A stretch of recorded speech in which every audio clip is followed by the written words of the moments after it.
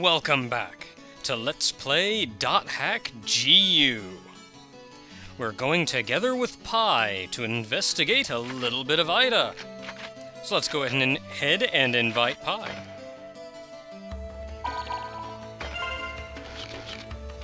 Now that we have Pi in our party, I did buy her a little better equipment there.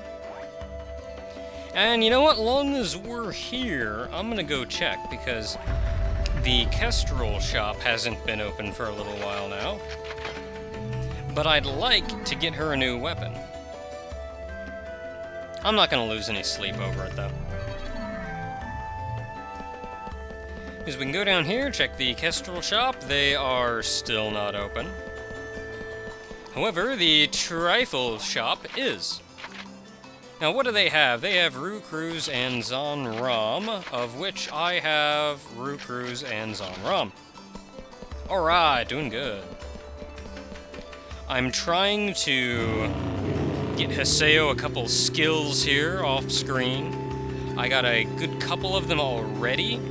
I got 4 attack spells. I haven't seen any healing spells out of her yet that I don't already have.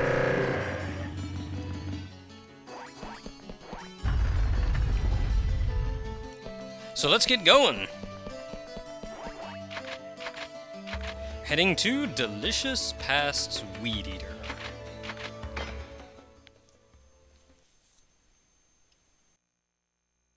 Like I said before, you will follow my orders throughout this mission. Have you got that?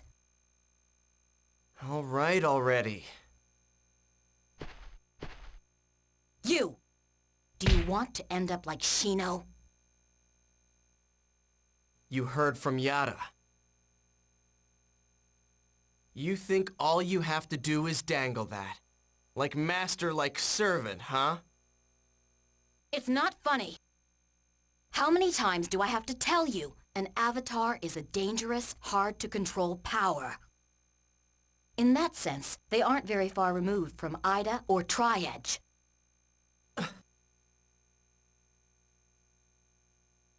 We Epitaph users are connected to our characters on a mental and spiritual level.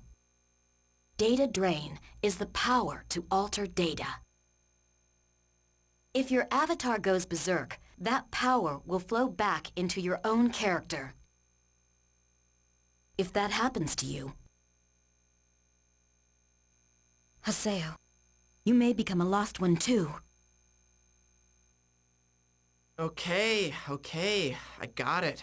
Whatever. Until I can fully control my avatar, I'll do whatever you say. There. Are you happy now? Yes. And this then is the dungeon where we actually learn how to use our avatar. Now, let's see here. Oh, I need to give you your thing.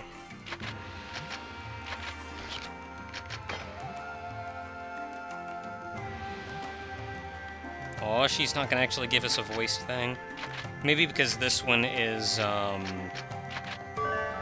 bad. I'll use it right away. kind of specialized. I don't even know what that thing was customized with. Anti-sleep? Really? Get that off there.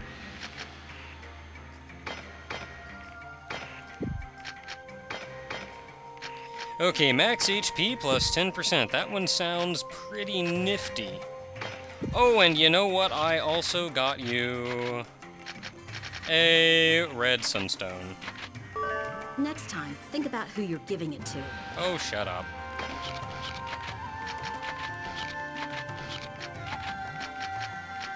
Because she right now has a simple necklace with nothing customized to it, so I gave her this, which gives her arts knowledge. Which will lower the cost of her skills. And that looks like Ida to me. Be careful, or you'll get pulled into the other side of the hole. Other side?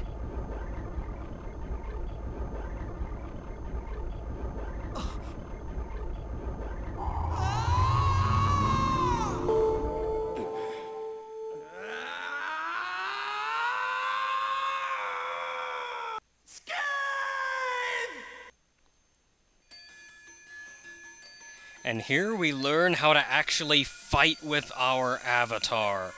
The fights are generally pretty straightforward. To defeat Ida, first you will need to get its HP down to 0. Then perform a Protect Break on it. Protect break? What's that?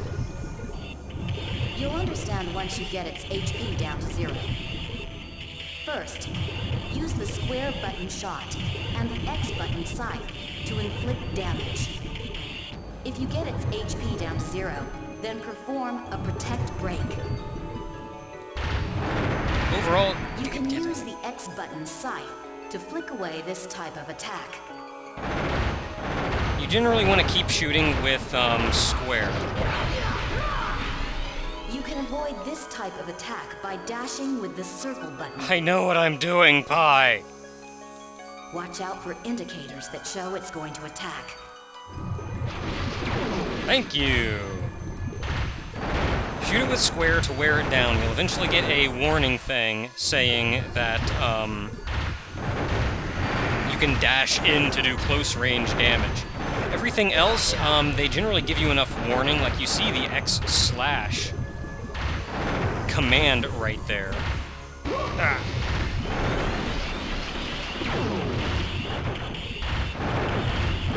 So other than that, it's just a matter of wearing it down. You see X slash come up there, so run in and wear it down. You can generally get off one combo or so before it knocks you away some. Some later bosses and whatnot may let you get in a combo or two, but for the most part, you can generally only get one good scythe combo. Other than that, just wear it down with the square button shot.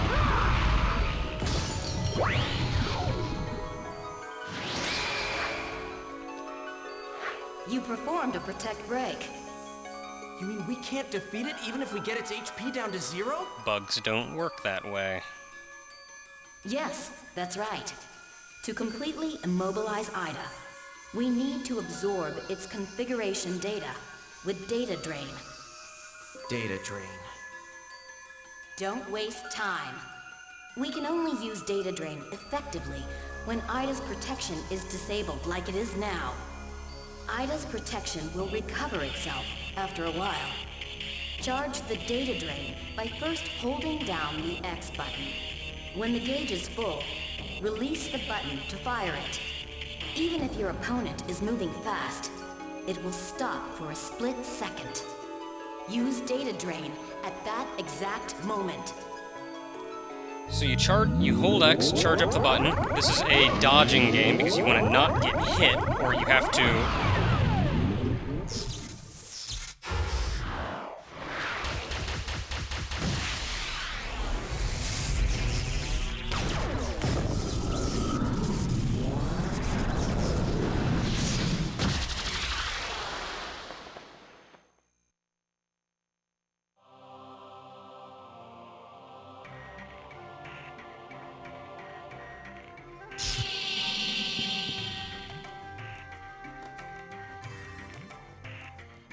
Summoning more than one avatar will cause interference, and thus increases the chance for them to go berserk.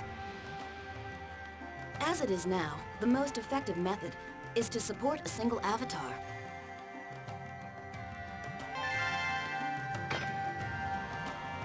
Yeah, Skaith will actually level up as Haseo levels up. The damage you do to Ida is actually determined by Haseo's level. 3 Ida left in the area. As I was saying though, you have to charge up the attack and then shoot it out. When you shoot it out and hit the target with it, you will Data Drain them. Good stuff. It becomes a dodging game though, because you don't want to get hit or you have to recharge it up again. Now, I think I'm going with this one against these. What? He saw me! Oh, nope, there it goes, just loading.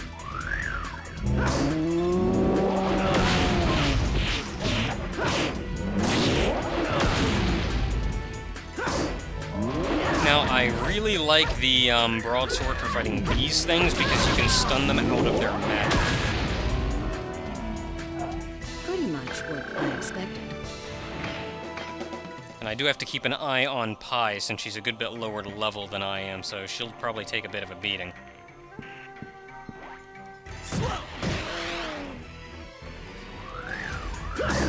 So yeah, data drain works a little bit differently in this game than it did in the first, but it's slow enough.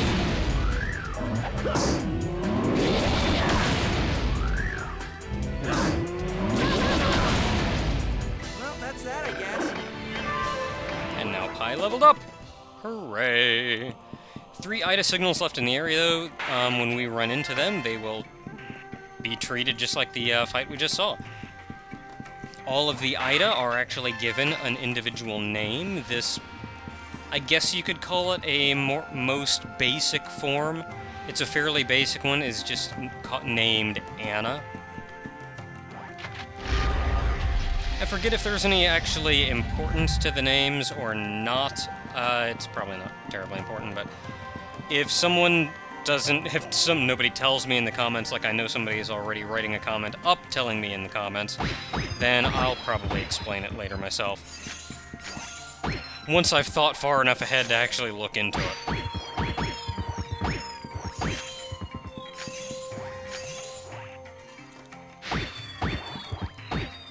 I don't want to spend all day getting gem spheres either, so I'll just get those and move on with my life. You know, I realize that all this time I've been labeling all of the GU videos just Let's Play.hackGU, when they are in fact Let's Play.hackGU Volume 1. There are 3 volumes to the game, and that just occurred to me. So it's, well, gee, what am I gonna do come Game 2? So I get to go back and rename every GU video that I've put together with the correct subtitle, because there is not one giant game called .hackGU. Pretty much what I expected. Good times. You know what, I don't even know if the playlist is named correctly, to be honest. Oh well.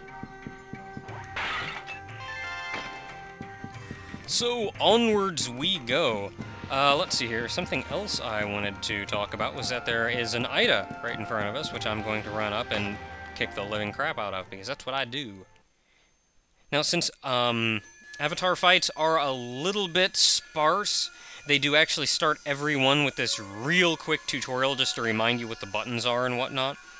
It's not intrusive at all. It's actually kind of nice, considering that you go so long between battles that you forget what a lot of the commands are.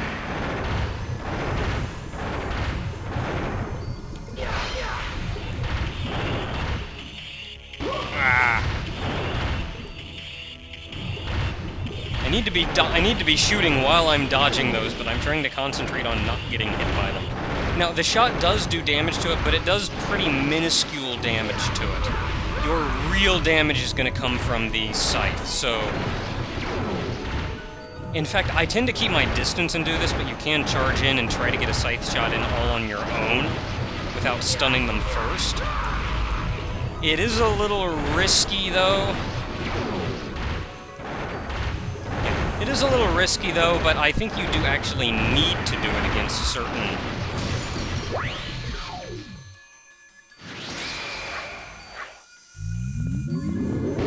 Dodge, dodge, dodge, dodge, dodge, crap, crap, crap, crap, crap, crap.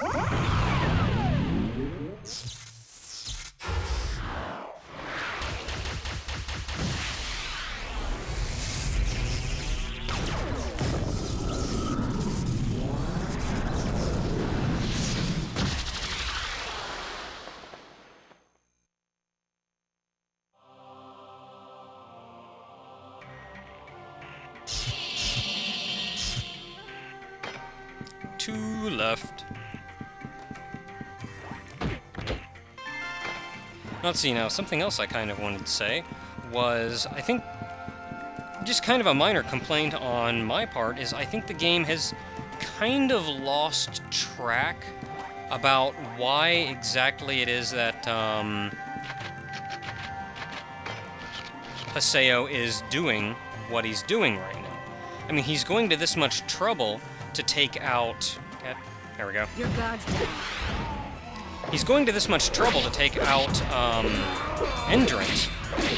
But in the end, why is it that he is so ticked off at Endurance? Yes, thank you for having the wrong one targeted.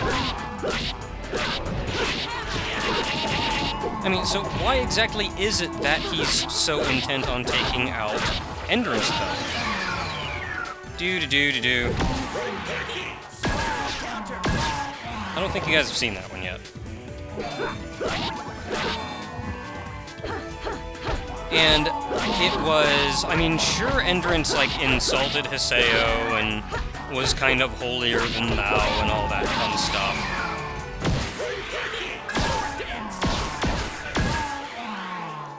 But at the same time, a lot of people have been, and he hasn't gone on an epic quest to go through the arena just because of that.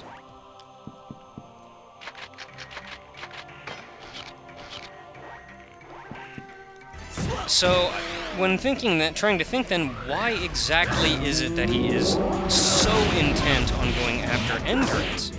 I think, well, the only other thing I can think of is that he was so offended, really, at seeing Endurance use the Avatar in battle. I mean, he stormed out of the place yelling, "That wasn't a fight at all!" So it's seeing him just abuse his power so. That really sounds to me like probably the best explanation as to why Haseo is going to this much trouble for this. But then as soon as Haseo gets his Avatar, he immediately says, "Oh, I'm going to totally use my Avatar in battle just like Endurance's. For every minor little thing against regular players." I mean, it's a really hypocritical thing to say. I mean, I know he's kind of fighting for his friends and whatnot, but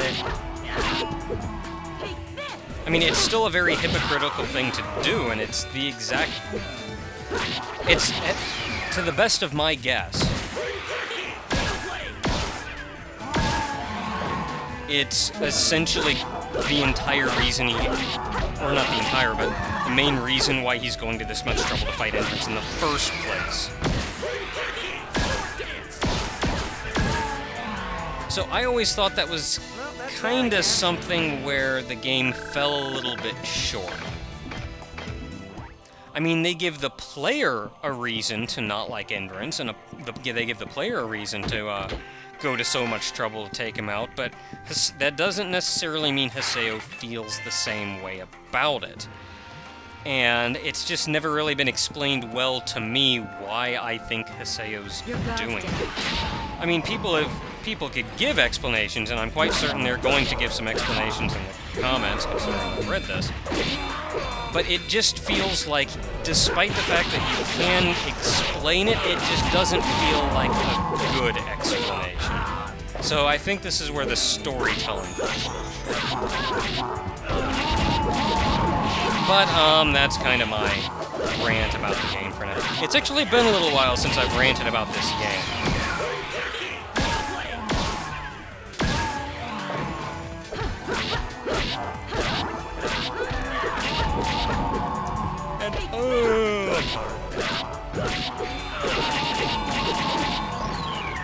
Now, another thing was, I guess I should real quick say, people may have seen in my inventory, I have the skill item thing. I have the beginner's text, which gives 50 points in skill, which is half a level. Now, I'm not using this right away. In fact, I probably should have stored it away. Actually, there's nothing down there. I'm gonna go this way. I probably should have stored it away, because I tend to save these until near the end of the game, when you maybe have one weapon that's really lower than the others, or you get to a point where it's kind of tricky to actually level up a weapon, being max level or something of the sort. So I tend to save these until about the end of the game and go from there.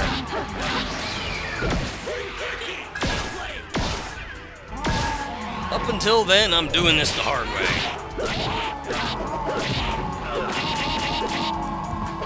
That especially comes when you get new weapons.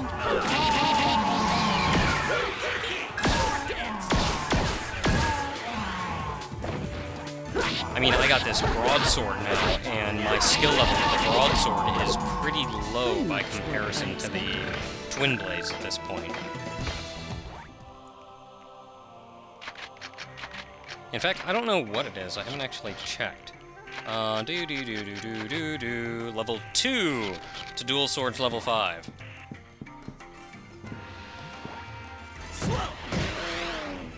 Oh, let's see here. What else did I want to talk about?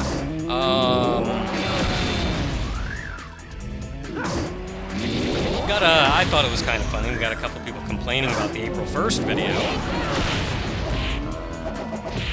Which, it was April 1st, for Pete's sake. And then, of course, people saying, well, I don't get it, the joke failed, and, well, that means I would have to explain the joke. And as Ogre says, which I do believe, I'm going the wrong way, I do believe is a quote of someone else whose name escapes me. Explaining a joke is like dissecting a frog. You learn more about it, but you kill the frog. So yeah, just because you don't get it doesn't mean it's a fail or anything. It means you didn't get it. Too bad. Some people don't get things.